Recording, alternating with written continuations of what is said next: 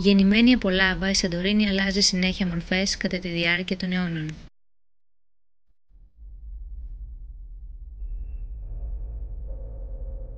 Εκρήξεις και σεισμοί από 4 διαφορετικά ηφαίστεια της έδωσαν πληθώρα σχημάτων.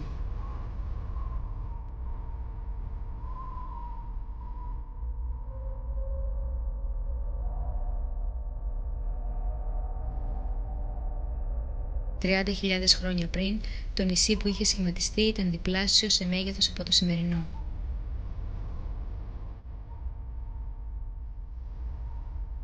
Περίπου πριν από 25.000 χρόνια και μετά από μια βίαιη έκρηξη του ηφαιστείου του Ρίβα, βυθίζεται σχεδόν το μισό νησί σχηματίζοντας την καλτέρα, η θέση της οποίας ήταν πολύ κοντά στη σημερινή.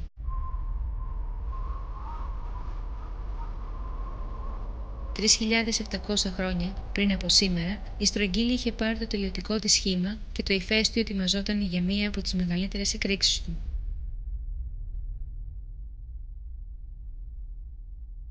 Ο πρώτος οικισμός του ακρωτηρίου ιδρύεται το 4.500 π.Χ. και κατά τον 18ο αιώνα π.Χ. εξελίσσεται σε πόλη. Στις αρχές του 17ου αιώνα π.Χ. ισοπεδώθηκε από σεισμό και ξαναχτίζεται.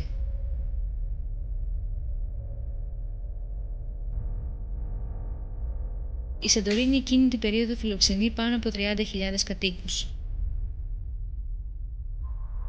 Την άνοιξη του 1613 π.Χ. το ηφαίστειο ξαναξυπνά.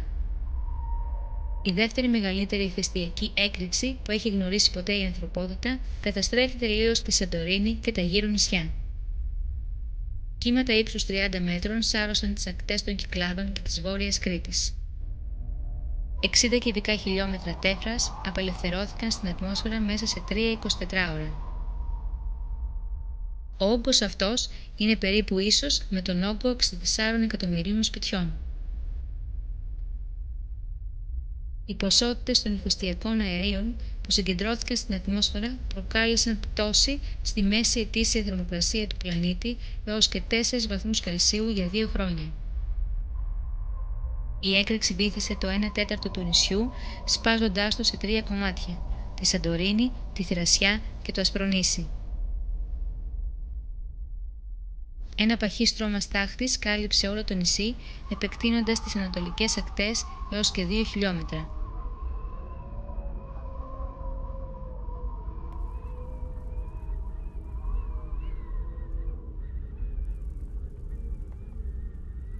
Η καταστροφή ήταν ολοκληρωτική.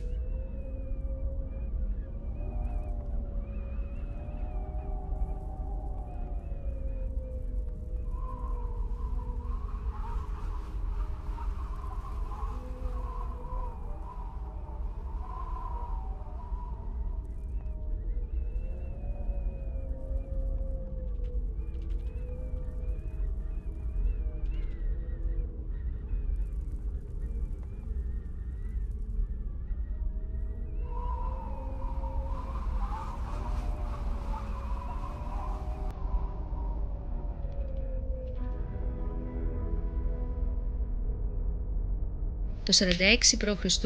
αναδύθηκε ξανά από τα βάθη της καλντέρας, δημιουργώντας από την αρχή τα ηφαιστειακά νησιά.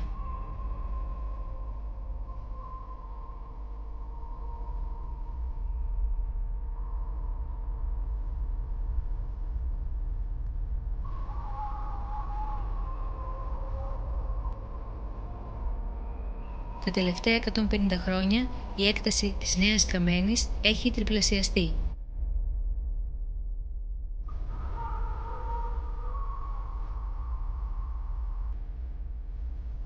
Η τελευταία εκροή λάβας σημειώθηκε το 1950.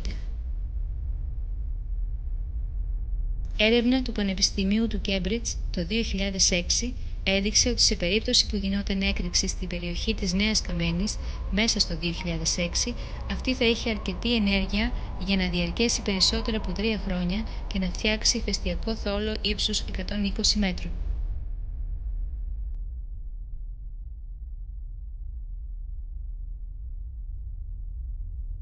Στο ηφαίστειο υπάρχει σήμερα ολοκληρωμένο σύστημα παρακολούθησης σεισμικής δραστηριότητας και θερμοκρασίας.